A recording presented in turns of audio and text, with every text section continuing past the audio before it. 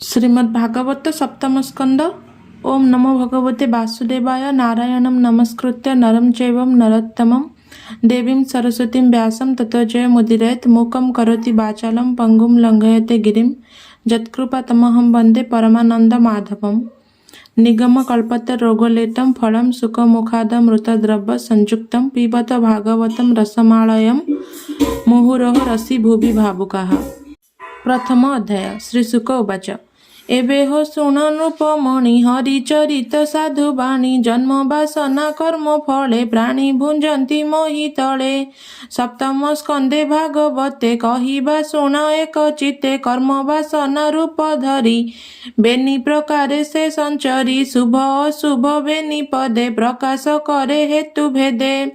महत अपमान कोपे जान्ति से आपना समीपे। पुणी मागंती अनुग्रहे जे कर्म शुभ फल बहे। शुण कहिबा प्रिय भावे जेतहि जेमंत प्रस्तावे। वैकुंठे हरिद्वार पाले जय विजय महाबले। से दुई भाई हरिद्वारे खटंती सेवा अनुसारे। तपी मानक कोप फले जन्मिले असुरंक कूले। ब्राह्मणे अपराध करी जन्म लभिले देह धरी। असुर वंशे अवतार हिरण्यकशिपु कुमार। से प्रहलाद नर देहे नारद मुनि अनुग्रहे। श्रीकृष्ण चरण कमले निश्चले भजी जोग बले। जन्म वासना हेतु धरी विष्णु भक्ति हेतु करी। विष्णु भक्त होई जेबे भक्ति करे सेहु भावे। ताहाकु रखे भगवान न सहे भक्त अपमान। जय विजय बेनि भाई असुर कूले जन्म होई। हरिंकी अपराध कले तृतीय जन्मे निस्तरिले। एणु पंडित प्राणी माने मागंती अनुग्रह ध्याने। ଯତ୍ନ କରିଣ ନିରନ୍ତରେ ଆତ୍ମାକୁ ଆପଣେ ଉଦ୍ଧାରେ। ଏ ଭାବ ମୁନି ଗଣେ ଚିନ୍ତି ଭବସାଗରୁ ତରି ଯାନ୍ତି।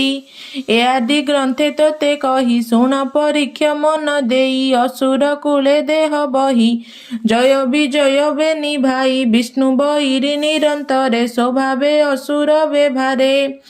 ତାହାଙ୍କ କୂଳେ ପ୍ରହ୍ଲାଦ ହରି ଭକତ ମଧ୍ୟ ଭେଦ। ଏ ପିତା ପୁତ୍ର ମଧ୍ୟ ଗତେ ଗୁଣ ବାସନା ଅନୁଗତେ। ମହାନ୍ତ କୋପ ଅନୁଗ୍ରହେ ବାସନା ଭେଦ ଏ ସଂଶୟେ।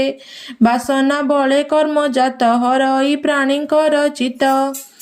ଏ ପଞ୍ଚ ପ୍ରସ୍ତାବ କାରଣ ଧର୍ମ ନିୟମ କଥା ଶୁଣ। ପ୍ରଥମ ଅଧ୍ୟାୟ ପ୍ରସ୍ତାବ କହିବା ପିତା ପୁତ୍ର ଭାବ। ହିରଣ୍ୟକଶିପୁ କୁମାର ବିଷ୍ଣୁ ଭକତ ମଧ୍ୟ ବର। ବ୍ରାହ୍ମଣ ସାପେ ବେନି ଭାଇ ଅସୁର ରୂପେ ଜନ୍ମ ହୋଇ। ଇନ୍ଦ୍ରର ଅର୍ଥେ ଭଗବାନ ଅସୁର କରିବେ ନିଧନ। ଏଣୁ କଶ୍ୟପ ଗୃହ ନାରୀ ସେ ଦିତି ମନେ କୋପ କରି। ପୁତ୍ରଙ୍କ ମରଣ ବିଶ୍ୱାସେ ନିର୍ଘାତ ରବେ ଦଶ ଦିଶେ। ଏମନ୍ତେ ମୁନି ବାକ୍ୟ ଶୁଣି ବୋଲେ ସାନନ୍ଦେ ନୃପମଣି। ପରୀକ୍ଷିତ ଉବାଚ। ଭୋ ମୁନି ଶୁଣ ମୋ ବଚନ ଯେ ହରି ସର୍ବ ଘଟେ ସମ। ପ୍ରିୟ ସୁହୃଦ ପ୍ରାଣୀଙ୍କର ବିଶେଷେ ଶରଣ ସୋଦର। ସେ କିମ୍ପା ଇନ୍ଦ୍ରଙ୍କ ବୋଲରେ ନିର୍ଦ୍ଦୟେ ଅସୁର ସଂହାରେ। ବିଷମ ମତ ଏହାଙ୍କର ଯେ ହରି ଭକତ ସୋଦର। ସୁରଗଣଙ୍କ ନିମିତ୍ତରେ ନିଷ୍ଠୁର ପ୍ରାୟ କର୍ମ କରେ। ଯେ ହରି ସର୍ବଜୀବପତି ସେ କିମ୍ପା ବିଚାରେ ଅନୀତି। ଅଶେଷ ଜନ୍ତୁ ହୃଦେ ଥାଇ ଅନ୍ତରେ ସମସ୍ତ ଦେଖଇ। ଆତ୍ମାର ନିସ୍ତାରଣ କରେ ସେ କିମ୍ପା ଭେଦକୁ ବିଚାରେ। ଦେବ ଅସୁର ତାର ଦେହି ସମ ବିଷମ ତାର ନାହିଁ। ସ୍ୱଭାବେ ତ୍ରିଗୁଣ ଶରୀର ସେ ନିରଞ୍ଜନ ନିରାକାର। ନିର୍ଗୁଣ ସତ୍ୟ ବେଦପତି ସକଳ ଭୂତେ ତାର ସ୍ଥିତି। ଏଣୁ ଗୋବିନ୍ଦ ଗୁଣ କର୍ମେ ସଂଶୟେ ମୋର ମତି ଭ୍ରମେ। ପୂଜଇ ଚରଣେ ତୁମ୍ଭର ମୋର ସଂଶୟ ଦୂର କର। ଶ୍ରୀଶୁକ ଉବାଚ। ଭୋ ନୃପ ତୋର ସାଧୁ ବାଣୀ ତୁଜେ ପଚାରୁ ପରିମାଣି। ଅଦ୍ଭୁତ ବିଷ୍ଣୁର ମହିମା କେ ଜାଣି ପାରେ ଗୁଣ ସୀମା।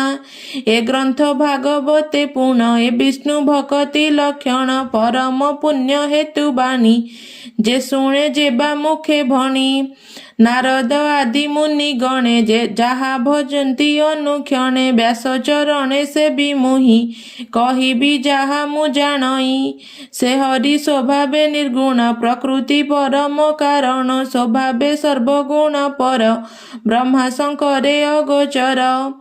ସେ ମାୟା ଗୁଣ ଆଶ୍ରେ କରି ବ୍ୟାଧକ ରୂପ ଧରି ସେ ତତ୍ତ୍ୱ ରଜତମ ଗୁଣ ପ୍ରକୃତି ଏହାଙ୍କ ପ୍ରମାଣ।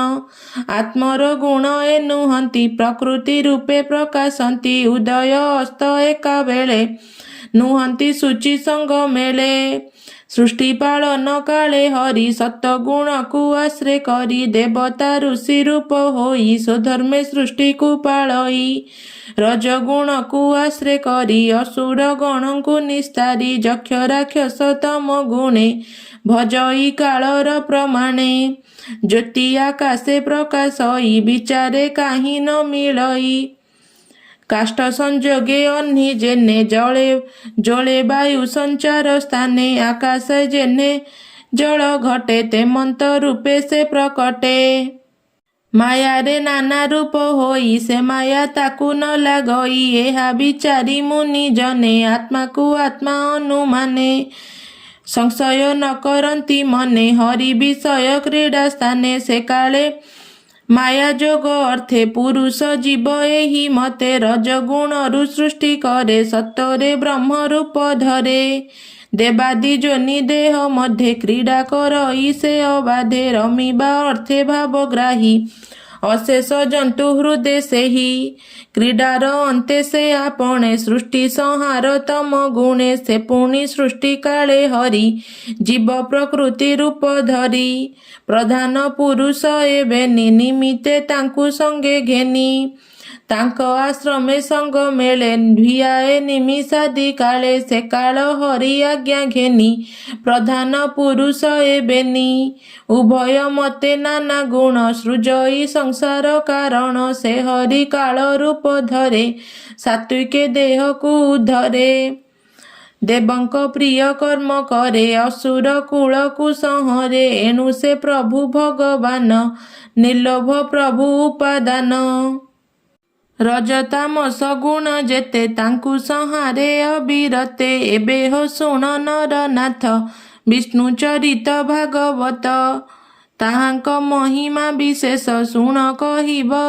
ଶୁଣ କହିବା ଇତିହାସ ରାଜୁଷି ଯଜ୍ଞ ସଭା ଅନ୍ତେ ଧର୍ମନନ୍ଦନର ଅଗ୍ରତେ। ନାରଦ ମୁନି ଯାହା କହି ସେ ସଭା ମଧ୍ୟେ ପାଞ୍ଚ ଭାଇ ଦେବକୀ ନନ୍ଦନର ତୁଲେ ରାଜା ମୁନିଙ୍କୁ ପଚାରିଲେ। ସେ ସଭା ମଧ୍ୟେ ଧର୍ମ ବଳା ନୟନେ ଅଦ୍ଭୁତ ଦେଖିଲା ଶିଶୁପାଳର ପଞ୍ଚ ପ୍ରାଣ ଗୋବିନ୍ଦେ ପଶିଲା ଶରଣ। ସଭାଜନଙ୍କ ଦୃଷ୍ଟି ଆଗେ ଯେହ୍ନେ ବିଜୁଳି କଳା ମେଘେ